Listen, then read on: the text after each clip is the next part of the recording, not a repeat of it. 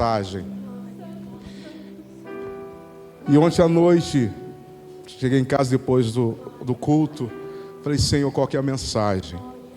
E Ele ministrou no meu coração a mensagem. E a gente sempre fica em dúvida, mas será que é essa mensagem? E hoje eu fui preparar essa mensagem, terminei a mensagem, era 4 e poucos da tarde. Falei: Senhor, eu creio que é essa mensagem. Mas desde a abertura desse culto, o Senhor começou a confirmar que essa era a mensagem a ser pregada nessa noite. Deus tem uma palavra para o meu e para o seu coração nessa noite. E para confirmar mais ainda essa palavra, cantar essa canção. Abra comigo a palavra do Senhor em Isaías capítulo 6, verso 1. Foi a confirmação dessa mensagem. Eu não conversei nada com a equipe de louvor hoje. Falei: não vou falar nada, qual vai ser a mensagem. A canção que eles cantarem vai ser essa. Júnior Mineiro, meu amigo. Glória a Deus. Isaías capítulo 6, verso 1. A palavra de dízimo falou sobre isso. A abertura do culto falou sobre isso. As canções falaram sobre esse versículo. No ano da morte do rei Uzias, eu vi o Senhor assentado sobre um alto e sublime trono, e as abas de suas vestes enchiam o templo. Serafins estavam por cima dele, cada um tinha 6 asas, com 2 cobria o rosto, com 2 cobria os pés, e com 2 voava. E clamavam uns para os outros, dizendo: Santo, Santo, Santo é o Senhor dos exércitos, toda a terra está cheia da sua glória.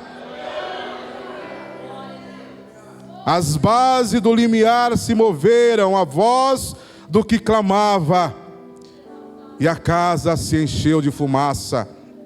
Então disse eu: ai de mim, estou perdido, porque sou homem de lábios impuros. Habito no meio de um povo de impuros lábios, e os meus olhos viram o Rei, o Senhor dos exércitos. Então um dos serafins voou para mim, trazendo na mão uma brasa viva, que tirara do altar com uma tenaz. Com a brasa tocou a minha boca e disse: eis que ela tocou os teus lábios. A tua iniquidade foi tirada e perdoado o teu pecado. Depois disto, ouvi a voz do Senhor que dizia: a quem enviarei? E quem há de ir por nós? Disse eu: eis-me aqui, envia-me a mim. Feche os olhos. Pai, nós te louvamos pela tua bendita, maravilhosa, poderosa e inerrante palavra do Senhor. Esta palavra que o Senhor ministrou meu coração para compartilhar com a tua igreja.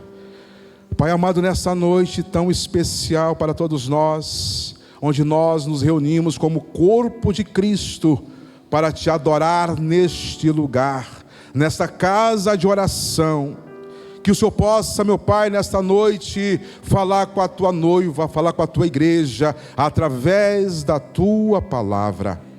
Senhor, fala conosco, que toda distração seja repreendida agora em nome do Senhor Jesus.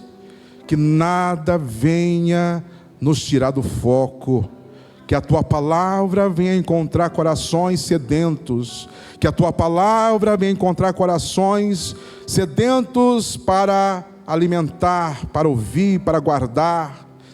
Pai Santo, fala conosco poderosamente. Importa que o Senhor cresça e que eu diminua. Assim eu peço em nome de Jesus. Amém. Poder sentar, irmãos. Isaías era profeta levantado por Deus, conhecido como o evangelista do Antigo Testamento, porque era um profeta que mais falou sobre o Messias prometido. Isaías profetizou 740 anos antes de Cristo. Era um profeta completo. O livro de Isaías é praticamente o resumo da Bíblia. Se você ler o livro de Isaías, você vai estar lendo a Bíblia. Então Isaías é conhecido como o profeta que era evangelista do Antigo Testamento. Era um dos maiores profetas. E ele profetizou numa época da decadência de Israel, onde o povo estava com o coração endurecido e não se importava mais com Deus, e não se importava mais com os propósitos do Senhor. Profetizou por mais de 50 anos. Inclusive profetizou quando Judá seria levado cativo para a Babilônia e que o rei Ciro iria ser um instrumento de Deus para libertar o povo da Babilônia, isto 150 anos antes. Interessante saber que Isaías já era um profeta quando teve esse encontro com o Senhor. Podemos dizer no nosso linguajar, no nosso dia, que Isaías já era um crente quando teve esse encontro com o Senhor. Porém, Isaías até então não teria tido um encontro pleno com o Senhor, não vivia um ministério pleno com o Senhor. Talvez porque esse profeta era de uma linhagem real, ele talvez vivia no conforto do palácio do rei Uzias, porque o rei Uzias era primo do profeta Isaías. Segundo consta, Amós, que era o pai de Isaías, era irmão de Amazias, o pai do rei Uzias. E por conta disso, o profeta Isaías, ele vivia no conforto do palácio do rei Uzias. E talvez por isso ele não vivia a plenitude do seu chamado, do seu ministério profético. E o texto vem nos dizer, irmãos, que no ano da morte do rei Uzias, Uzias foi um rei que começou bem o seu reinado, rei de Judá, porém ele se tornou soberbo. Ele entrou no templo do Senhor para oferecer ali o incenso a Deus, função esta que era exclusiva do sacerdote. Então Deus fez com que o rei Uzias fosse acometido de lepra. Então o rei Uzias morreu leproso. E creio que este acontecimento, a lepra de Uzias, a morte de Uzias, trouxe uma comoção no meio da nação de Judá, e assim também trouxe uma comoção no coração do profeta Isaías. Por isso que o texto inicia dizendo: no ano da morte do rei Uzias, eu vi o Senhor assentado sobre um alto e sublime trono. Esse texto, meus amados irmãos, da visão de Isaías, nos leva a algumas reflexões. Primeiro, o texto inicia dizendo que Isaías viu o Senhor assentado no seu trono. Mesmo em meio a uma crise nacional, Isaías teve uma visão da glória do Senhor assentado no alto e sublime trono depois da morte do rei Uzias. Ele já era um profeta, um homem levantado por Deus para profetizar contra a nação de Judá. Então, meus amados irmãos, nós podemos entender que esse homem, esse profeta, ele teve essa visão depois da morte de alguém muito importante na sua vida, que era o rei Uzias. E nesta crise que ele estava vivendo, ele teve essa visão da glória do Senhor. E a lição que podemos tomar desse primeiro versículo é: não importa se você está vivendo a maior crise da sua vida, Deus manda dizer para você que Ele está assentado no trono. Ele manda dizer para você nessa noite que não importa a situação que você está vivendo, se é uma crise financeira, se é uma crise familiar, se é uma crise ministerial, Deus está assentado no trono dele. Queridos, precisamos entender que a palavra do Senhor nos diz, em Mateus 10, 30, que até os cabelos da nossa cabeça são todos contados pelo Senhor. Os cabelos da sua cabeça são contados. Ele quer dizer que Ele conhece você, Ele conhece cada detalhe da sua vida, Ele sabe tudo o que você está passando. É isso que Deus manda te dizer nessa noite. Não importa a crise que você está passando, Ele está no controle da sua vida. Aprendo também, meus amados irmãos, que muitas vezes nós estamos frios na fé, não temos tido uma vida espiritual plena, não temos visto a glória do Senhor, temos participado dos cultos na casa do Senhor, cultos ao domingo, culto às terças-feiras, culto ao sábado, culto de avivamento, mas não temos visto a glória do Senhor, porque talvez é necessário que algo, ou alguém, ou alguma coisa morra das nossas vidas. O profeta Isaías somente viu a glória do Senhor depois que o rei Uzias morreu. É o momento da gente refletir sobre as nossas vidas. O que precisa morrer, o que precisa ser tirado de nós, para que nós possamos ver a glória de Deus. O que precisa ser tirado de nós, para que nós possamos viver a plenitude do Espírito Santo de Deus nas nossas vidas. Para o profeta viver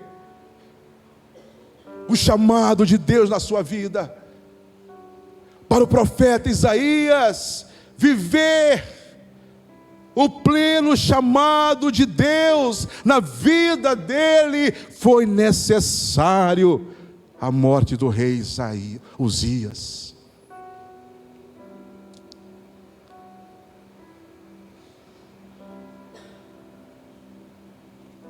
O que precisa ser tirado de você? O que precisa morrer de você? Para que você veja a glória do Senhor, para que você viva o chamado de Deus na sua vida. Tem muitas coisas que cobrem os nossos olhos, que nos tira do foco e nos impede de vivermos a plenitude de Deus nas nossas vidas.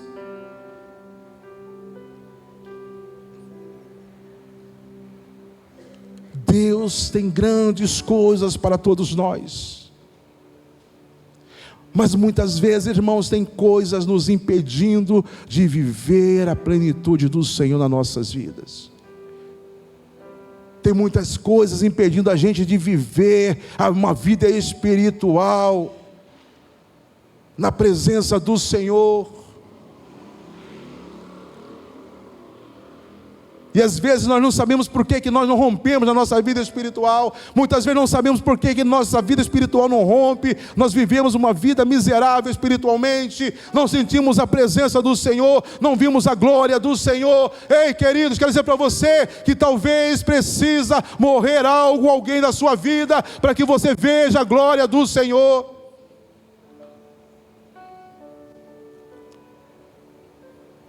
Quem sabe, meu amado irmão, o que precisa morrer na sua vida é o orgulho que você tem. O orgulho é o oposto da humildade. A pessoa orgulhosa, ela se acha autossuficiente. Ela acredita que não precisa de Deus. Ainda que está dentro da igreja, a pessoa é orgulhosa. Ela não se abre. Ela não se entrega. De repente você vai dizer para mim, mas pastor, eu não sou orgulhoso, eu não sou orgulhosa. Quer ver, irmão, como você é?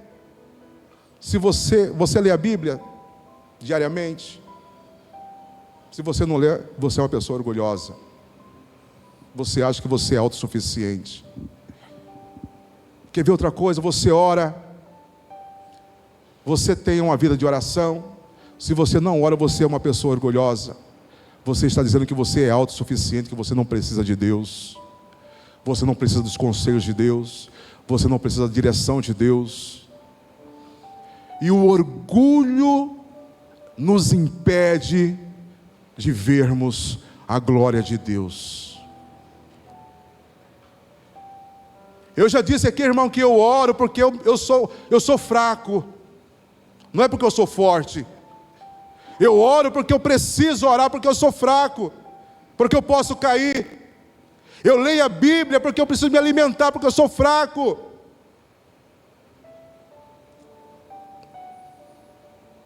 Não é porque eu sou forte que eu leio a Bíblia. Não é porque eu sou forte que eu oro. É pelo contrário, eu oro porque eu sou fraco. Porque eu sou fraco que eu leio a Bíblia.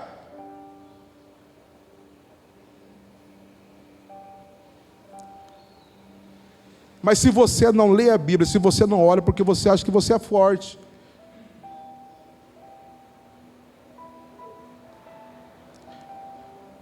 Muitas vezes, irmãos, o que precisa morrer na sua vida é a sua falta de perdão, o ressentimento, a raiz de amargura que você carrega dentro de você. Eu não sei o que precisa morrer em você.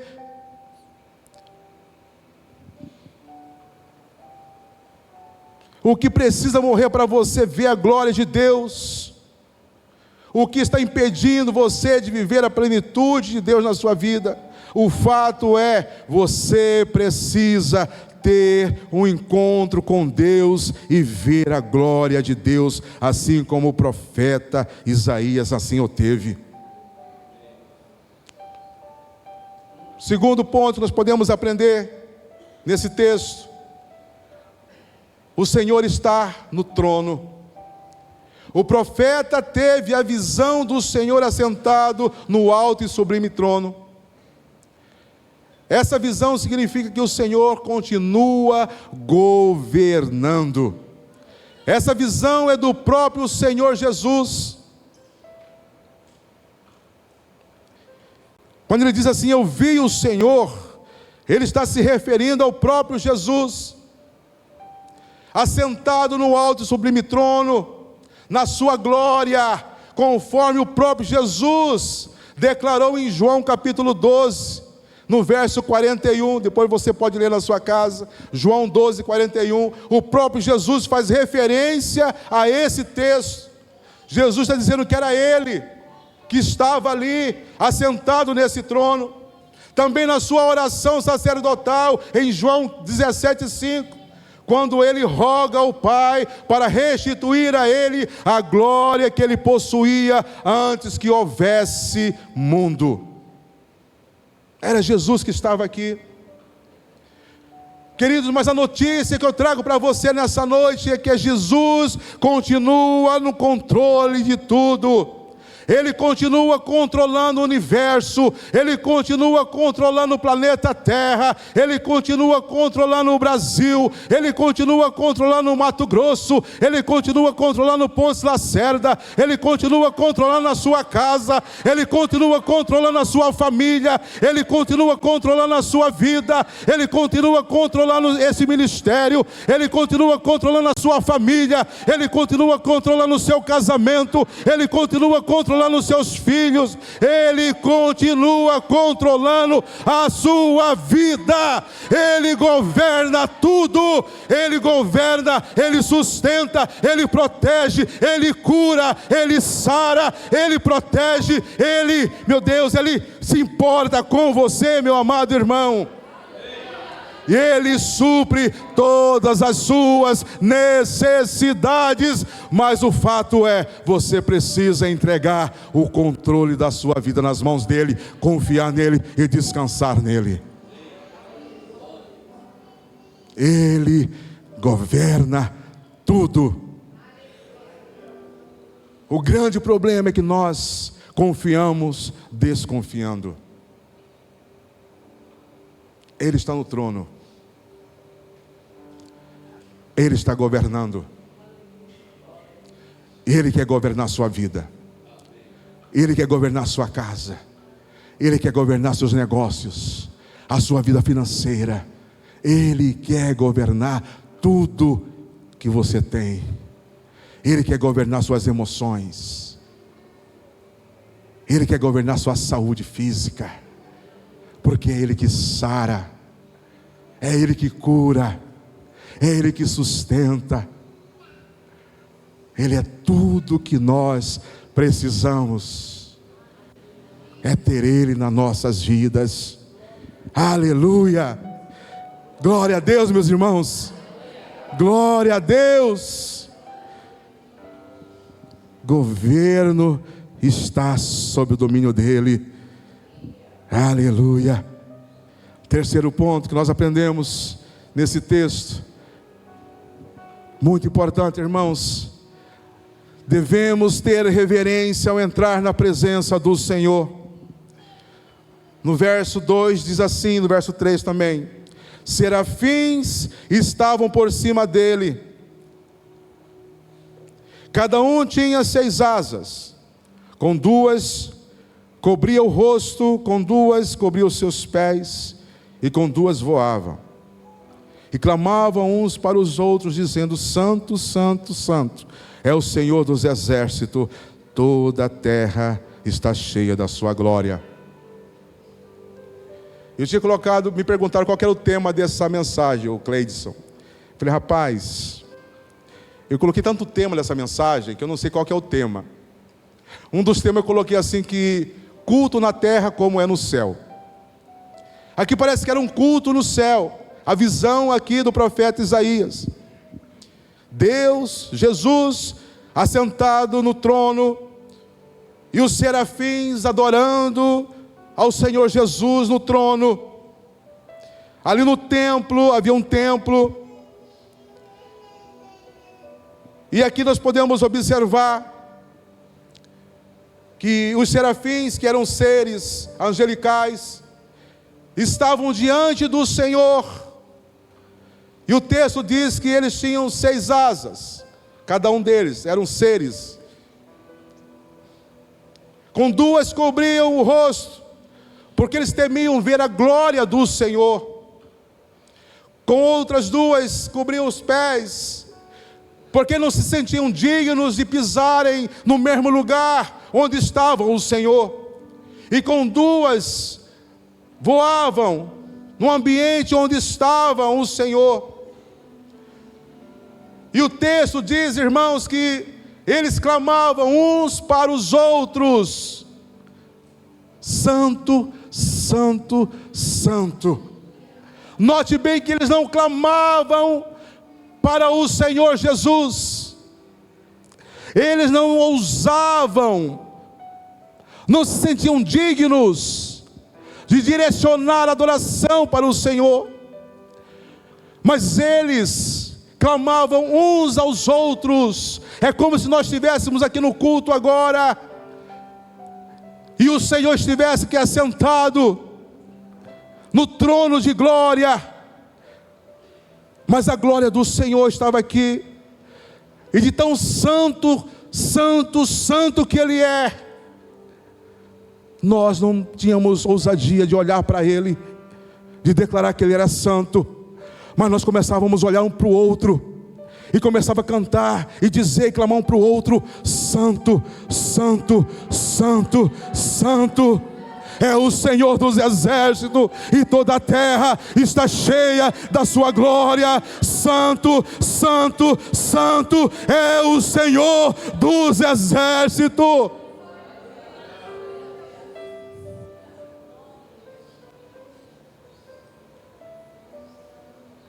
Eles não tinham coragem de olhar para a santidade do Senhor. É o único texto na Bíblia que repete, dizendo que o Senhor é santo, santo, santo. Parece que os serafins queriam dizer que não existe ninguém mais santo do que Ele, que Ele é santo, que Ele é santo, que Ele é santo, que ninguém é capaz de ser mais santo que Ele, que nem os seres angelicais tinham condições de ser mais santo que Ele, ou de ser igual a Ele. Por isso que eles não olhavam para o Senhor Jesus e diziam: santo, santo, santo, mas clamavam um para o outro: santo, santo, santo, santo, santo é o Senhor dos exércitos.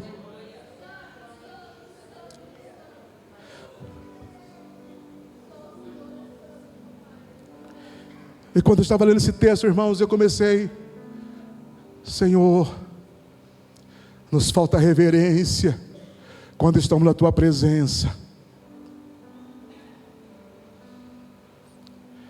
Os serafins cantavam, não clamavam, gritavam, eles não se cansavam, eles estavam num culto a Deus 24 horas sem parar. Eles não saíam para ir ao banheiro, não iam beber água, não saíam para conversar, não ficava vendo rede social no celular, no culto.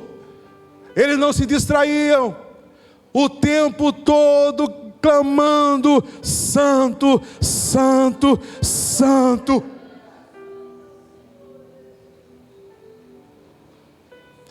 Reverência, respeito, temor.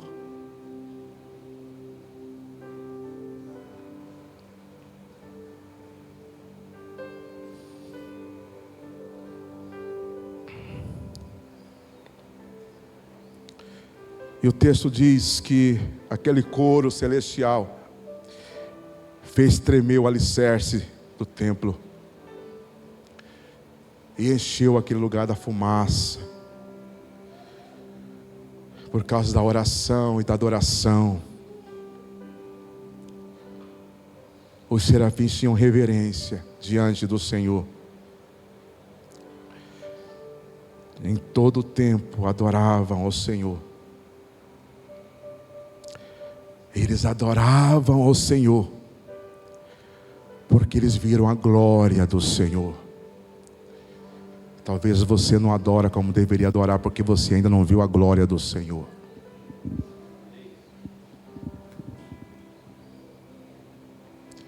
Quarto ponto: Isaías reconheceu que era pecador. No verso 5: então disse eu: ai de mim, estou perdido, porque sou homem de lábios impuros, habito no meio de um povo de impuros lábios, e os meus olhos viram o Rei, o Senhor dos exércitos. Ele reconheceu que era pecador, indigno de ver a glória de Deus, e reconheceu também que era indigno do chamado de profeta, ou do chamado para o seu ministério, pois tinha os lábios impuros. O instrumento do seu trabalho, que eram os seus lábios, eram impuros.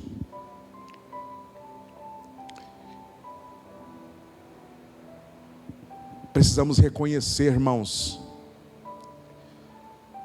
que somos miseráveis pecadores. E aprendo que quando nós mais aproximamos de Deus, quando mais nós aprofundamos na leitura da palavra do Senhor, quanto mais nós nos aprofundamos na oração, na vida de oração, nós enxergamos a nossa miséria, enxergamos que nós somos pecadores, que nós precisamos todos os dias das misericórdias do Senhor nas nossas vidas. Nós enxergamos, reconhecemos que nós dependemos das misericórdias do Senhor, do perdão do Senhor todos os dias para as nossas vidas. Mas a tristeza que nos dá muitas vezes é ver pessoas que levam a vida de qualquer jeito, que por frequentar uma igreja, frequentar um culto, pensa que está tudo certo, que está caminhando para o céu. Irmão, nós precisamos refletir nas nossas vidas. Será que estou caminhando para o céu? Porque o profeta aqui, ele chegou a essa conclusão quando ele se aproximou mais do Senhor, porque até então ele já era um profeta, já era um crente, mas quando ele teve esse encontro real com o Senhor, foi que os olhos dele se abriram e ele viu que ele era miserável, pecador, homem de lábios impuros. Era um obreiro, um profeta do Senhor. Talvez nós precisamos aproximar mais do Senhor para reconhecer a nossa miséria. Irmãos, eu não sou perfeito de forma nenhuma, mas eu procuro levar uma vida reta diante do Senhor. Tenho uma vida de leitura bíblica diária, tenho uma vida de oração diária, e eu me sinto indigno do meu chamado. Não me atrevo a me comparar com o meu Senhor.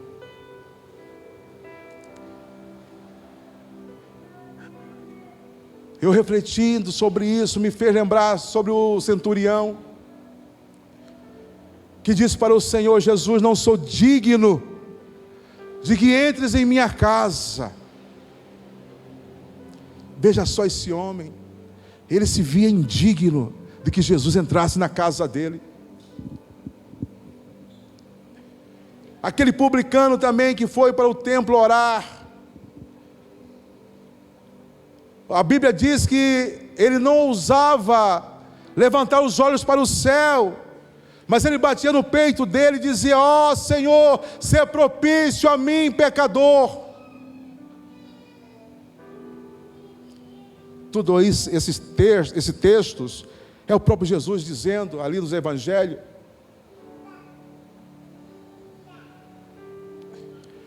E esses dois textos, do centurião e do publicano, mostram para nós pessoas humildes, que se humilharam diante do Senhor. E muitas vezes nós que estamos aqui hoje, temos dificuldade de nos humilharmos diante do Senhor,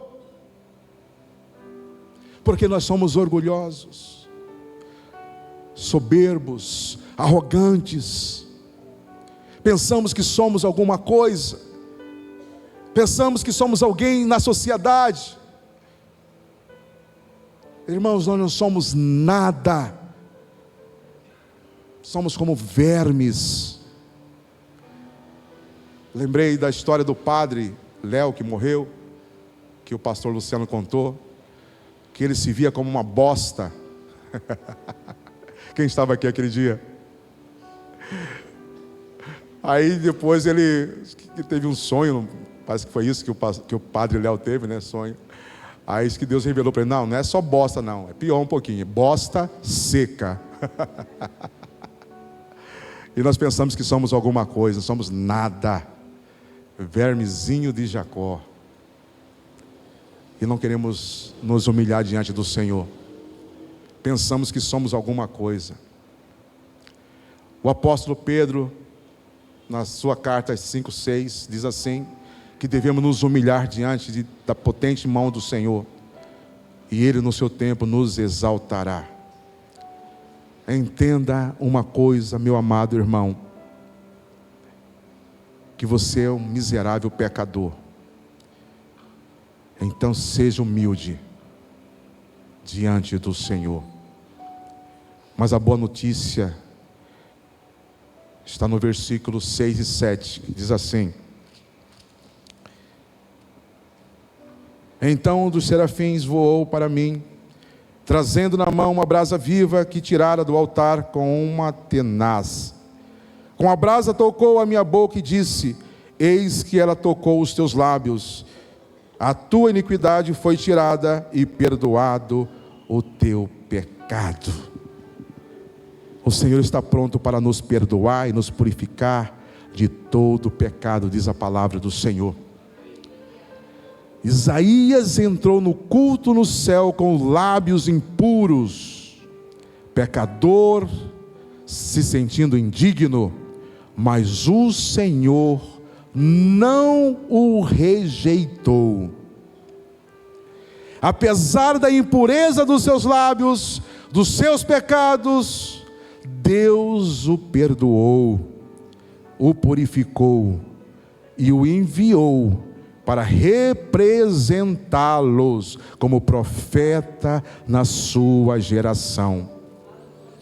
E as palavras do profeta Isaías ecoam ainda hoje nos nossos dias. Não importa o quão impuro e pecador você se ache, seja humilde e reconheça a sua miséria e se humilhe diante de Deus. Ele está aqui para perdoar você e purificar você e fazer de você um grande profeta nesta geração. Lembre-se, você recebe o perdão de Deus para cumprir uma missão: pregar a palavra de Deus e fazer discípulos. Amém, meus amados irmãos? O Senhor está aqui para nos perdoar dos nossos pecados, mas não é para você ficar bonitinho sentado. Ele nos deu uma missão, como nós aprendemos ontem aqui na palavra do pastor Pedro Carlos, palavra poderosa. A missão é de Deus. Nós temos que fazer discípulos, irmãos. Essa é a nossa missão. Vamos ficar de pé?